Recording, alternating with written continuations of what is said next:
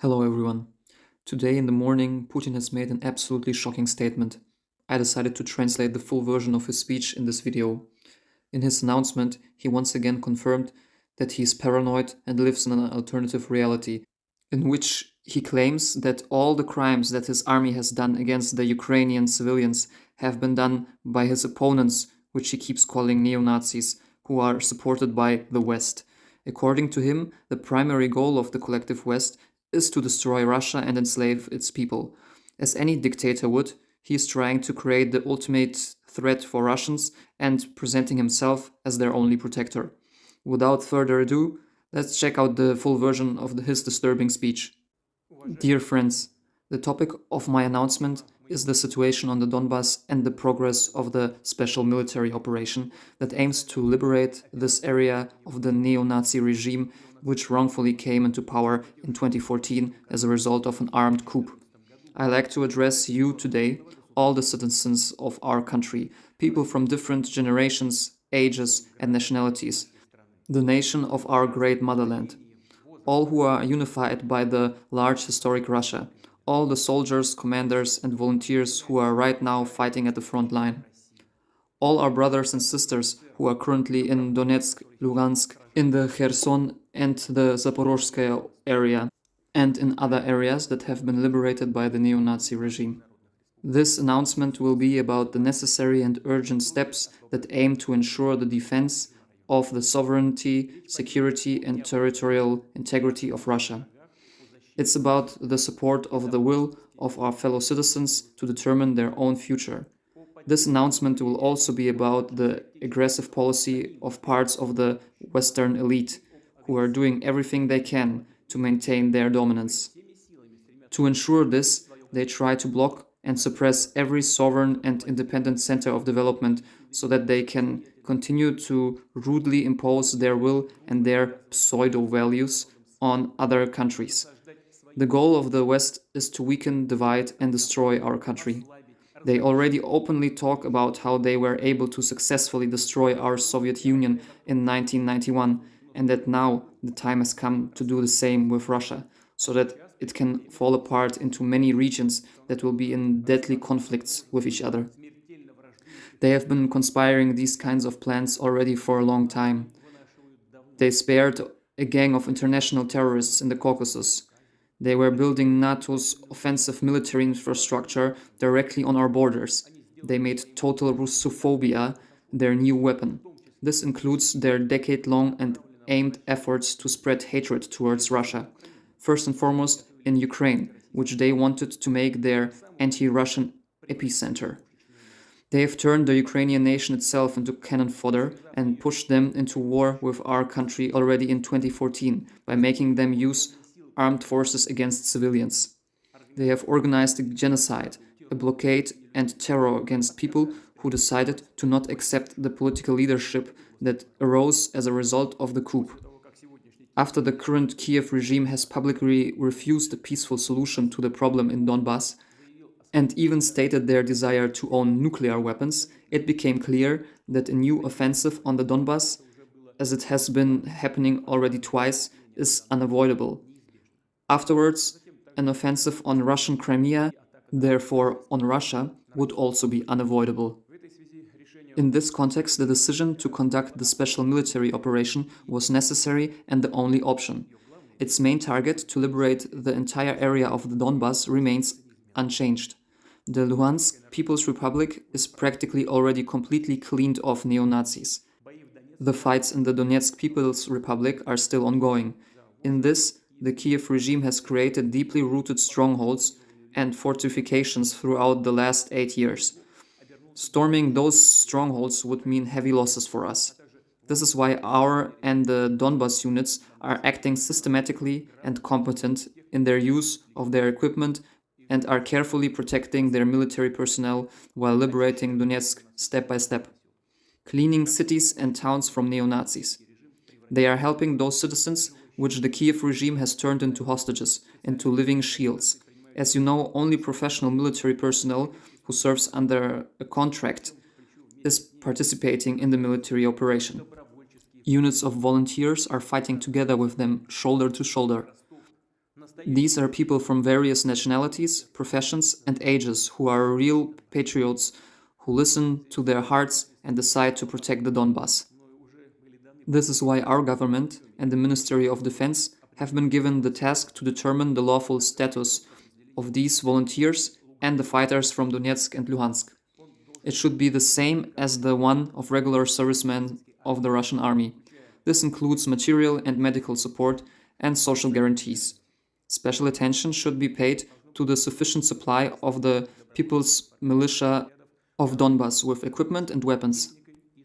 Based on the most important decisions for the protection of the Donbas, which are based on the strategic plan of the Ministry of Defense and the General Staff, our troops were also able to liberate significant areas of the Kherson and Zaporozhye state, as well as some other regions from neo-Nazis. As a result, an extended line of military contact was formed that stretched over more than 1,000 kilometers. The following I would like to announce publicly today for the first time. Already shortly after the beginning of the special military operation, including in Istanbul, the Kiev representatives have reacted positively to our proposals. These proposals concern the security of Russia and our interests, but it became obvious that a peaceful solution was not satisfactory for the West. This is why, after reaching certain compromises, Kiev was factually given a direct order to break all agreements. Ukraine has been pumped up with even more weapons. The Kiev regime let in a new gang of foreign mercenaries and nationalists. These military units were trained based on NATO standards and were operating under the commands of Western advisors. Simultaneously, a regime of repression was strengthened throughout all of Ukraine in the most severe way against their own citizens. They already started this right after the armed coup in 2014.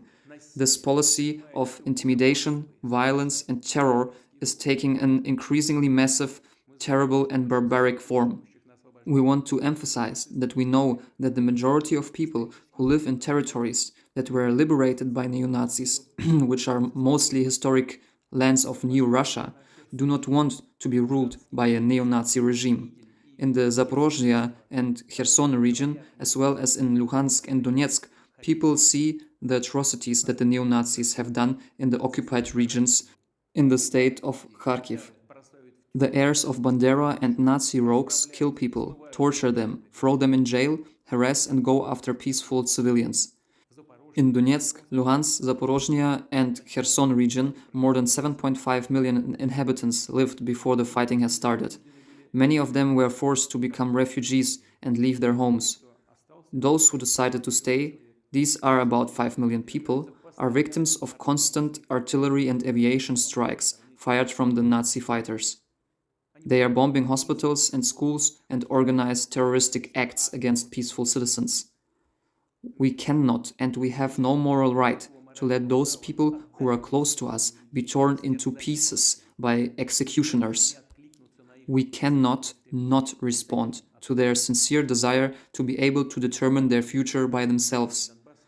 The parliaments of the People's Republics of the Donbas, as well as the civil military administration of the Kherson and Zaporozhye region, have decided to organize referendums about the future of these territories. They turn to us, to Russia, with a request to support such a step.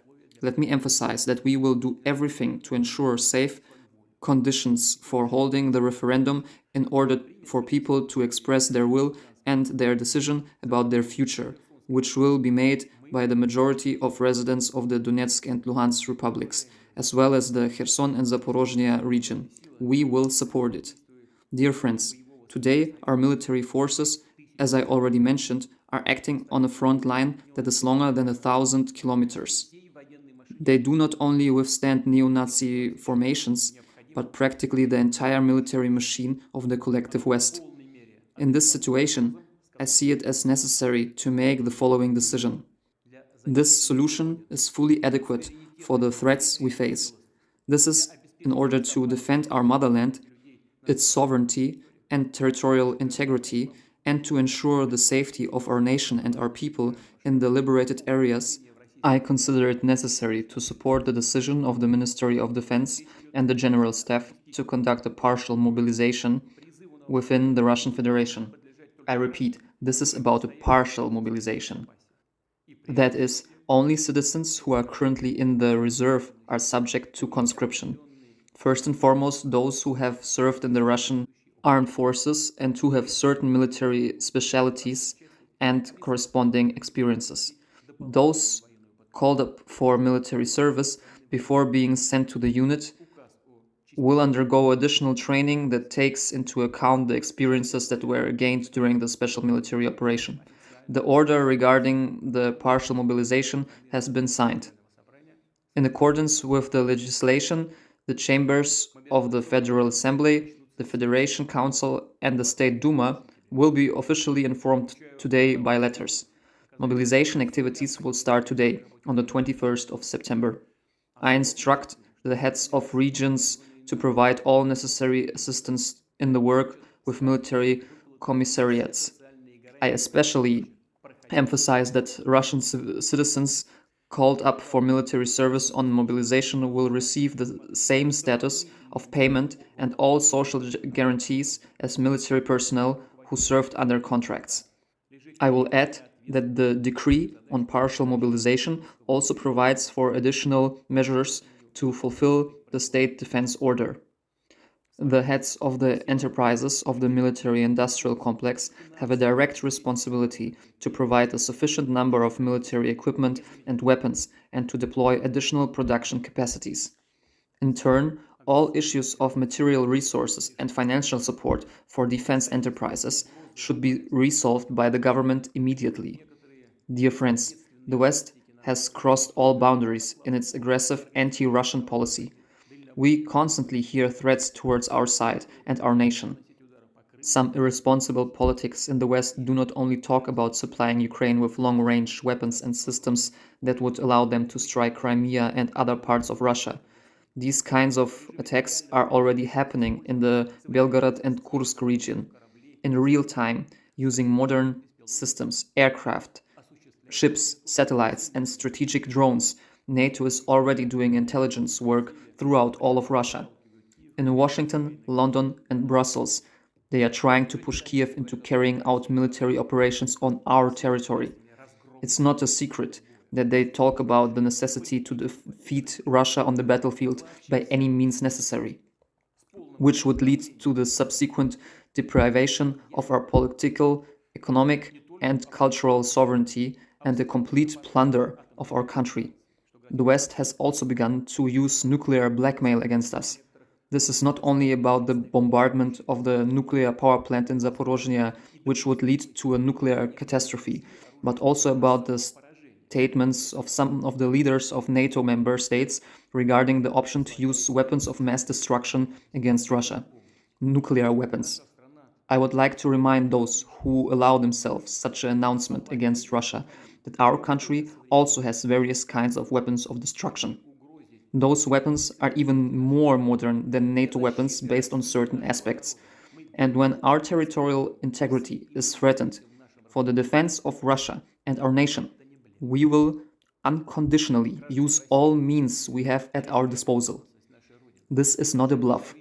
Russian citizens can be assured that the territorial integrity of our motherland, our independence, and our freedom will be secured. I like to emphasize this again. We will use all means we have at our disposal. Those who try to threaten us with nuclear weapons should know that the wind can shift in their direction. In our historic tradition lays the duty of our nation to stop those who long for world dominance and who seek to dismember our homeland, our motherland. So be it. We will withstand them again. I believe in your support.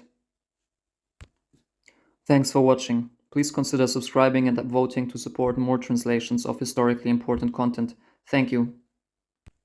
The only way to stop this war is to do exactly the opposite of what Russia demands.